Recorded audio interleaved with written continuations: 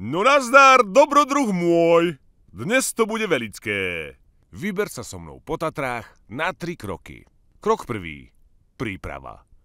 Dobre zváž, čo si obuješ. No keď tak pozerám na teba, neviem. Teba to dnes bude bolieť.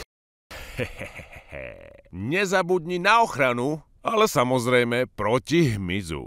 A ešte roľničku, aby o tebe v lese všetci vedeli. Krok druhý. Výlet. Túru začneme na parkovisku v Tatranskej Polianke. Ideme po zelenej. Spočiatku po asfaltke a hľa, chodníček do lesa. Zhruba hodinku stúpame lesnou cestičkou a objavujeme čaro tatranskej prírody. Čo ale rozhodne na sebe objaviť nechceš je... Počkaj, hádanka ti napovie. Zvieratko malé v tráve sa schováva a na turistov vyčkáva. Na prvý pohľad nič nebezpečného, no tvoja krv, to je jeho. Ixodes ricinus. Po slovensky kliešť obyčajný. Ak si nevedel, zdravotná poisťovňa Dôvera ponúka svojim klientom príspevok na očkovanie proti kliešťovej encefalitíde. Tak už to vieš. Zrazu sa z lesa opäť vynoríme na asfaltovú cestu pri rázcestí Velický most. Tu máš viacero možností. Po zelenej, po lesnom chodníku, alebo po žltej, po asfaltovej cyklotrase.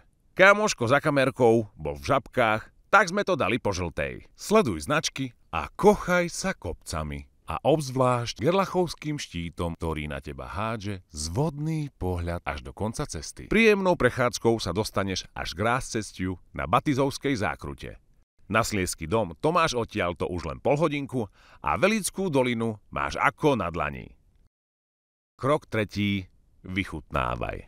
Šťastíčko, jdu za tebou, tam, kde hnízdo máš. Štěstíčko na ramenou, kam se podíváš. Štěstíčko, jdu za tebou, tam, kde hnízdo máš. Štěstíčko na ramenou, kam se podíváš. Hľadal som a našiel som. Tieto Tatry, to je šťastie. Pokojná hladina Velického plesa ti zastaví na chvíľu čas a ty máš teraz 3 minútky na to prepoistiť sa do Dôvery. Tak urob niečo aj ty pre svoje zdravie.